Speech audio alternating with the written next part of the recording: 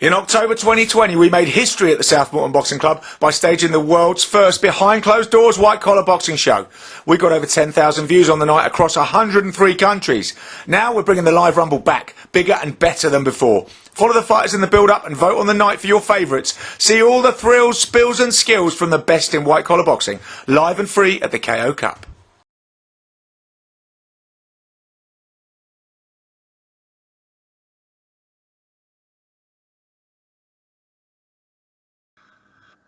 Okay, Peter, so only really one subject to talk about today. I think, the news came through, a real surprising shock came through on late on Saturday night that marvellous Marvin Hagler had passed away at the age of 66. Really came out of the blue. And so, just really wanted to talk about that. The first of the four kings has fallen. And, I wanted to just recap on his life, his achievements. And I was thinking about this over the weekend and I was thinking, do you know what? I don't think I could really think what boxing would be like without Marvin Hagler. He came to epitomise it and symbolise it in so many ways in that period from sort of 1980 to 87.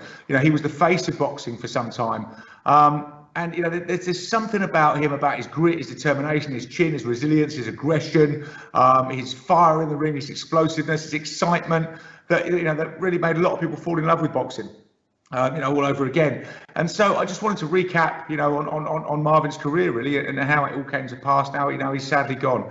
But, it all started. So May the 23rd, 1954, he was born in Newark, New Jersey. His father left home at a very early age. So his mother was left to bring up the children alone. Newark was a really rough, ghetto, difficult place, very, very strong mother figure, very loving mother figure. Often wouldn't let Marvin out because it was dangerous to go out. There was all sorts of pitfalls that it could fall into there. Marvin was quite a loner, and this was really a characteristic that he would, exhibit throughout his life. Sort of quiet and reserved. In 1967, there were terrible riots in Newark, terrible race riots in Newark. 26 people were killed. The mother was sheltering the children on the floor of the tenement apartment. Bullets were coming through the window, embedding themselves in the wall. The tenement building was burnt down. And Hagler's mother was, I've got to get the kids out of here. They had some relatives in Brockton, Massachusetts. So in 1967, they took what they had left and they moved to Brockton, Massachusetts. Now, as many boxing fans will know, Brockton was the home of Rocky Marciano, the Brockton blockbuster. So it had a bit of a boxing pedigree in Brockton. Hagler was there for a couple of years, and then he had an incident where he was beaten up by a kid on the street. The kid turned out to be a boxer.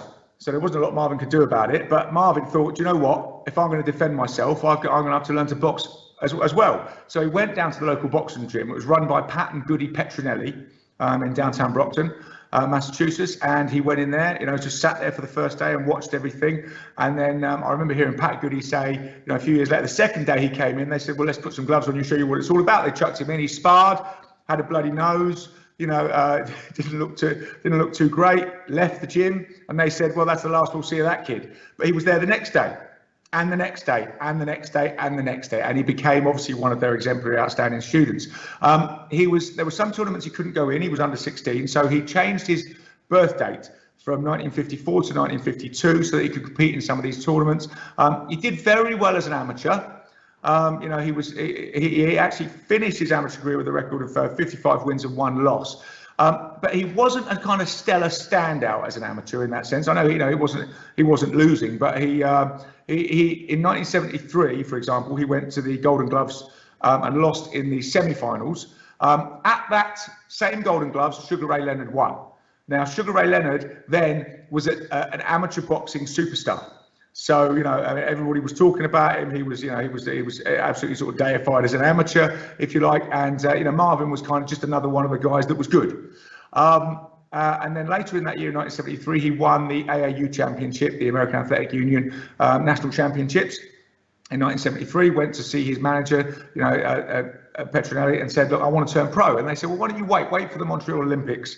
That's in 3 years' time, and you could get a place there. It'd be a much better start to your pro career. Marvin said, no, I want to earn some money. I think I've got as far as I can in the amateurs. I want to turn pro. So in 1973, he turned pro. And then it was a kind of hard upbringing, really. His first fight in 1973, he was paid $50 for. He was obviously a dangerous operator, very good. He kept winning and winning and winning as a pro, but it was difficult to get fights. And he kept, he really had to go to other guys' backyards, come up the hard way. Nobody did him any favours. It was the story of his life, really. Early on, he was having trouble getting fights and having trouble getting the right opponents and all that sort of stuff. And Joe Frazier, famously, he went to Joe Frazier's gym to do a bit of training. And he said, I'm having trouble progressing and all this sort of stuff. And Frazier said to him, well, look, you've got 3 strikes against you. That's what you've got to remember. 1, you're black. 2, you're a southpaw. And 3, you're good. So nobody wants to fight you.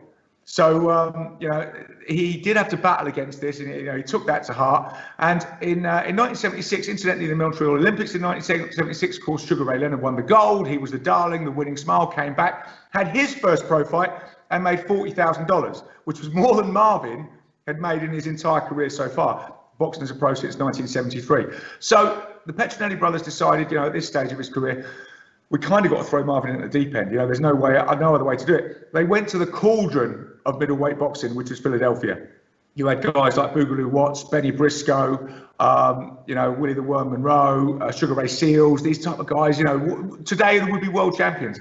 But in that cauldron, Marvin had to go, and he had to fight his way through. In 1976, in 3 fights, he had 2 losses, 2 points losses, to Boogaloo Watts and to Willie the Worm Monroe. He later reversed those losses. He also had a draw with Sugar Ray Seals. Sugar Ray Seals was 1972 gold medalist, Olympic medalist, and Marvin beat him in the first fight, drew in the second fight. So in 1976, things weren't looking for good for Marvin. I'm saying that he had, 2 losses in 3 fights. It was almost a third strike and you're out type thing. He had to rescue his career. So then he went on a stellar run. He wasn't to lose again until 1987. After that the last 76 reverse. So he went on a sort of, he started knocking everyone out. His knockout ratio in the end of his career was 78%. So he was a very, very dangerous puncher. So from 1976 to 1979, he was really sort of racing through the middleweight division, but he couldn't get a title shot. Nobody wanted to fight him. He was in the Who Needs You club. And, Marvin was getting frustrated. He was thinking about going to another manager, leaving the Petronelli brothers. Didn't want to, but he just needed these connections to get a fight. The Petronelli brothers, very cleverly, actually went to politicians, and they wrote to Senator Ted Kennedy and Tip O'Neill, who was then the Speaker of the House of Representatives, and said, look, this is completely unfair. We're being frozen out by this boxing cartel. We can't get our guy a shot. He's knocking everyone out. He's gone through the middleweight division. He can't get a shot.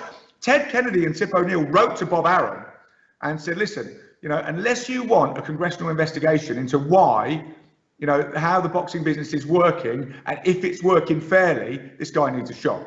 Now, at that point, Hagler defeated over 10 rounds old bad Benny Briscoe, and Arum signed him, and Arum got him the title shot. So 1979 in Las Vegas, he had to fight Vito Antuofermo over 15 rounds for the undisputed middleweight championship of the world. So, it was a good fight. Most people thought Hagler won. Hagler says at the end of the fight, Mills Lane, who was the referee, came up to him and said, well done.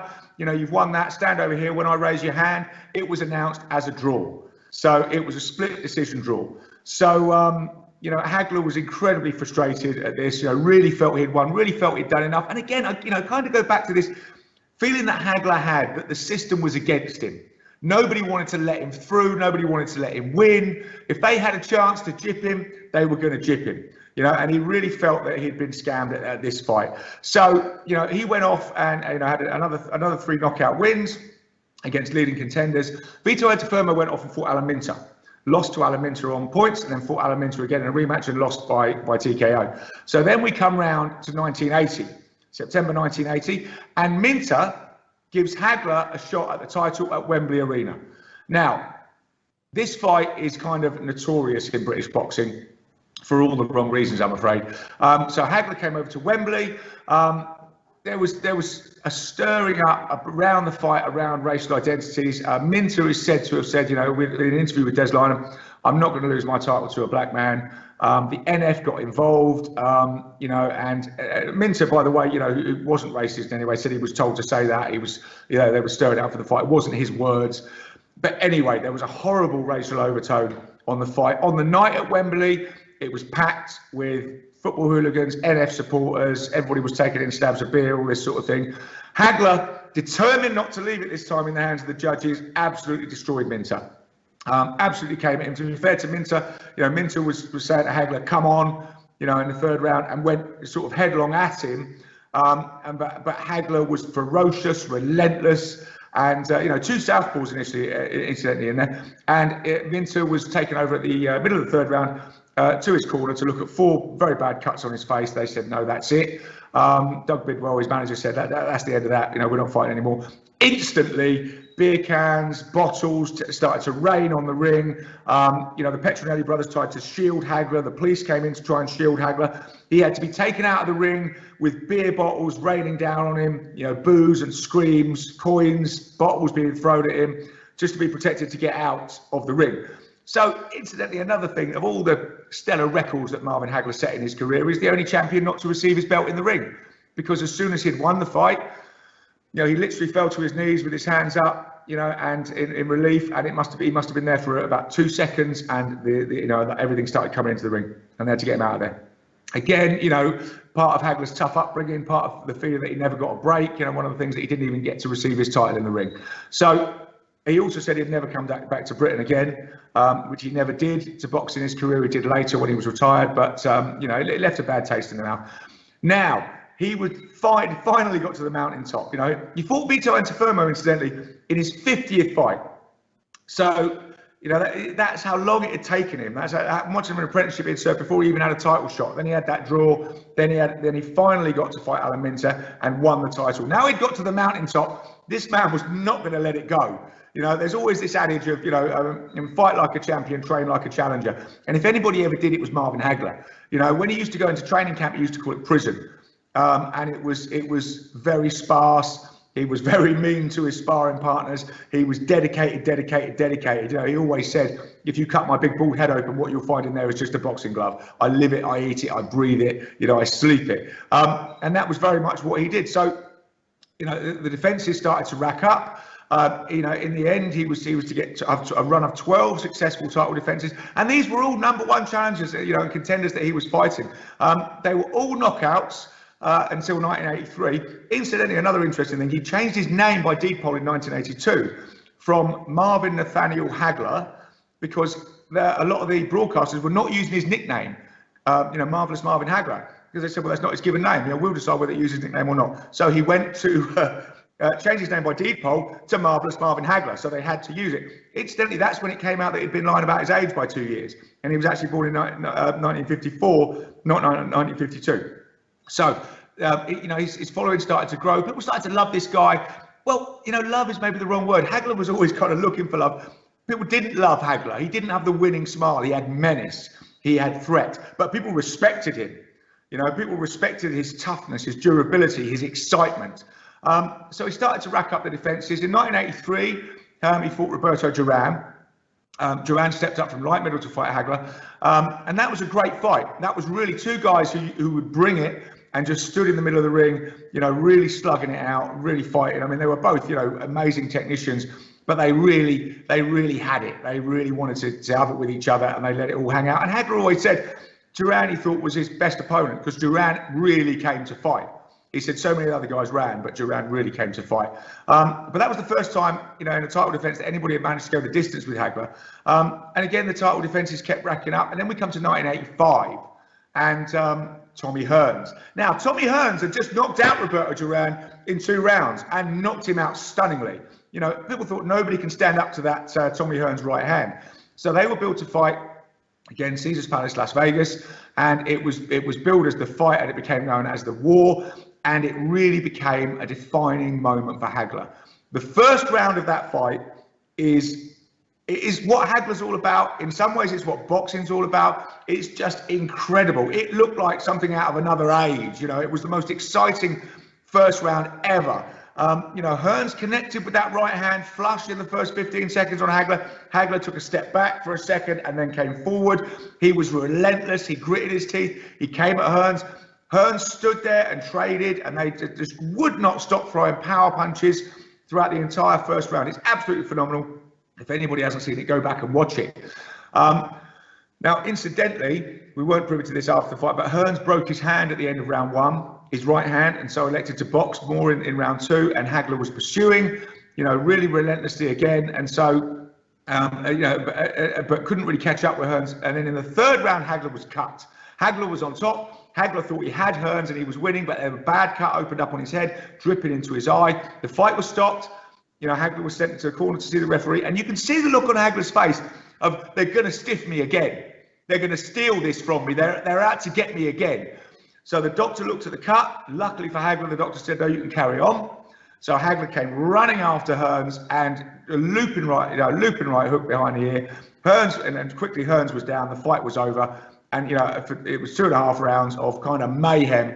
And like I say, the first round is, I would say, the best round of most exciting round of boxing I've ever seen. And it kind of came to epitomise what Marvin Hagler is all about. Whatever you throw at him, he will walk through. Whatever you bring to him, he will bring more fire. So, it was a defining moment for Hagler. What had been stalking Hagler all through his career was Sugar Ray Leonard, who had kind of dipped in and out, but the name was always mentioned. A bit like, we might remember recently, every time Floyd Mayweather had a fight or Manny Pacquiao had a fight, they would mention the other one and say, when are you going to fight him? When are you going to fight him? And the talk about Leonard was always stalking Hagler. And Hagler, again, with that bit of a chip on the shoulder, always thought, Leonard had it easy. Like I say, he had that stellar amateur career. Everybody fated him. When he turned pro, it was, he had a kind. What Hagler saw from where he'd come from was a bit of an easier ride, and Sugar Ray Leonard would dip in and out. And to be honest, Sugar Ray Leonard teased Hagler a bit because Hagler knew this was the big payday. He was desperate to fight Leonard, and at one point Leonard even said, "Look, I'm going to make a big announcement about my career, Marvin. I'd like you to be there." And Marvin came along thinking, "Here we go. He's going to announce it. We're going to fight." And with everybody in the audience, including Hagler, Leonard said, everybody would love to see the Hagler fight, wouldn't you? Everybody would love to see it. Oh, the money would be unbelievable. Imagine what will be on the table. The whole world wants to see that fight, but it will never happen because I'm retiring. And Hagler was like, I've just been used as a prop in this guy's story. So there was a bit of, animosity there. And, so Leonard retired. Hagler carried on. After the Hearns fight, there was the Mugabe fight, and that was a war. I mean, Mugabe came with a ferocious slugger, 26 fights, 26 wins, 26 knockouts, and came to fight Hagler, brought it to Hagler, and again Hagler prevailed. But that was a super hard fight, and people started to say, and ringside was Sugar Ray Leonard. And people started to say maybe Hagler's slipping a bit. The footwork, the hand speed and the foot speed isn't really there anymore. He's sitting down a bit more. He's becoming more of a slugger, rather than the real sort of skillful boxing that he used to exhibit with that power. He's more like, come on, I'll just have it with you, and I'll just out trade you. And also, he did take a lot of damage in that fight, and people thought, well, maybe the ring rust is starting to show, particularly Sugar Ray Leonard. Hagler took about a year off after the Mugabe fight and was also toying with retirement. And then Sugar Ray Leonard famously invited Hagler to his restaurant and was talking to him. And like I say, Leonard, whether I could say this, was always kind of Hagler's friend, but maybe not Hagler's friend, because Leonard had his eye on something else. And so, he was famously talking to Hagler, and Marvin was saying, you know what, I just haven't got the motivation anymore. I find it difficult to get up in the morning and do my road work. And, it just, the punches hurt a little bit more than they used to, and et cetera, et cetera. The talk of someone, who's maybe thinking you've got one foot in the ring and one foot out of the ring. And after what Leonard has seen, in the previous few fights, he thought, now's the time. And so Leonard said, I want to fight Hagler, and came out and said, I want to fight Hagler. So this was mega. It was a huge fight. People were split down the middle. Like I say, people loved Sugar Ray Leonard. He had that winning smile, that easy charm, that chat, but people respected Hagler. So lots of people were talking about this fight, arguing over how it was going to go. It was the boxer against the fighter. It was it was the skills against the strength. It was the slugger against it was the bull against the matador sort of thing. And but people were saying, Sugar Ray Leonard has only had one fight in 5 years. He's been dipping in and out of retirement. How can he possibly compete with Hagler, who has been so active? But what people didn't know was that Sugar Ray Leonard actually had some behind closed door fights, like proper fights with judges, with timekeepers, with gloves, with no head guards. And so he was more prepared than people thought. So this fight came about, this huge event came about in 1987. Again, Caesar's Palace in Las Vegas. And, everybody who was anybody was there. The negotiations for the fight, in the negotiations for the fight, Leonard pushed very hard, again, looking for every sort of angle that he could get. He wanted a 22-foot square ring, a huge ring at the time, much bigger than Hagler had been used to boxing in. And obviously that was because Leonard was going to use the ring. He was going to use his legs. He was going to use his boxing skills. He wasn't going to come straight at Hagler, like these other people had, and stand there and trade with him, like Duran had, like Mugabe had, like Hearns had, because obviously look what happened to them. So, Hagler wanted the big ring. Leonard wanted the big ring. He also negotiated 10-ounce gloves, not 8-ounce gloves. He also negotiated, and this was very key, a 12-round fight, not a 15-round fight. So these were all things in the contract that went in Leonard's favour. In the end, Leonard said, look, why don't you take a bigger share of the purse, a bigger share of the huge purse, and give me these concessions. In the end, Hagler was like, do you know what, let him have the big ring, let him have the bigger gloves, let him have the short rounds, because I'm going to get him. There's no way he can stay away from me for 12 rounds. However big the ring is, I'm going to walk him down. In the end, we're going to end up in that corner. We're going to end up on the ropes. Give him those concessions. We'll take the money and let's do it. So 1987, this fight came around. And to this day, people argue about it. So, it's very much a case of what you want. At the time, the press was split 50-50 over who won. It was a split decision win for Leonard. And at the time, the press were probably 50-50 over who won. The judges were obviously 50-50 over who won. And the public were 50-50 over who won. And things haven't really changed over time, Peter. People are still saying it's what you like. Leonard tended to steal rounds with flashy little bursts at the end of the round. He definitely won the first couple of rounds. That's about all people agree on, that the first 2 rounds went to Leonard. Maybe the first 3. And then, after that, Hagler started to come on a bit stronger. The middle rounds were really Hagler. It was all to play for coming into the last round, or last 2 rounds. And, Leonard did tend to kind of steal things. He moved around a lot. He boxed very flamboyantly, real big flashes of skill and very noticeable stuff tended to come at the end of the round. And the decision was announced that Marvin Hagler had lost, and Hagler thought they'd done it to me. They finally stolen my titles. He was adamant that he had totally won the fight. Hagler said, and the ringside camera seemed to back him up on this, and the recordings, that at the end of the fight, Sugar Ray Leonard turned to him and said, "You beat me, man." And so they both raised their hands after the fight, but Hagler said, even Leonard said, "You beat me." And but when it was announced, Hagler was just disgusted. And again, it was what had been following him his whole life. He never got a fair shake. Whatever he did, if he left any chance for him to be shafted, they'd shaft him. So he was really disgruntled, really annoyed. He walked off into the distance, had a hard time dealing with it. He chased that rematch with Leonard for a year, and Leonard was never going to give him a rematch. He chased that for a year because Leonard promptly retired again. Hagler was saying, "Come on, let's do it again, let's do it again." Leonard was like, "No, no, no." In the end, then Hagler also had marital problems. He got divorced. His wife got custody of the children, everything else. So, and he was having a hard time dealing with the loss. So it wasn't a good time for him post the fight. He finally, in 1988, said, "Look, do you know what? I'm not going to bother with this anymore. I'm walking away from boxing." He said he would only stay to fight Leonard again. And now he said, "I'm not fighting him, I'm going," because Leonard was still in retirement. Ironically enough, a few months later, Leonard came out of retirement and said he was going to fight Donnie Lalonde, at the new super middleweight limit. But Hagler was like, "No, I'm finished with it. I've made my decision." He actually moved to Milan, and he became a film star. He started acting in films. There was Indio 2, a number of movies where he was the leading man, and he was relatively successful in this. And he seemed to, find some peace in Milan. He married, he'd been married again over there, and just seemed to be a lot more happier and a lot more at peace. In the later years, he did sort of seem to reconcile himself a lot to the loss. He still disputed it, as so many people do, but he reconciled it a bit. He reconciled himself to Sugar Ray Leonard, came back to England. And even Hagler said, ever since that fight, every English person I met apologises to me about that night. So, he didn't really hold that animosity. Came back to him a number of times. Obviously became very popular when he would. It wasn't a big one for this, but he would, if he would go on after speaking, after the speaking tours, he was honoured, with induction into the Boxing Hall of Fame. He had all the accolades. He did finished up with this amazing record of 65 fights, 62 wins. So there's 3 losses and 2 draws, and there was a 78% knockout ratio, like I say, and just those incredible fights that he left us with. I mean, for me, if I'm going to take the pinnacle, I think it's that first round with Hearns. It's just amazing to watch. But also the fights with Duran, and all those defences before. And we got to remember that it was his 50th fight before he even got a shot at the title against Antuofermo. He had to come through that cauldron of middleweight fighters in Philadelphia. So, he was just outstanding and unbelievable all the way along. And, you know, like I say, he had that iron chin, considering the guys he went up against. And don't forget, you know, in the mid-'80s, he was the only undisputed champion. In an age of fractured titles and transitory champions, Hagler was there, and Hagler would not be moved. You know, he was undisputed and just, you know, would just stayed there. And like I say, became the face of boxing.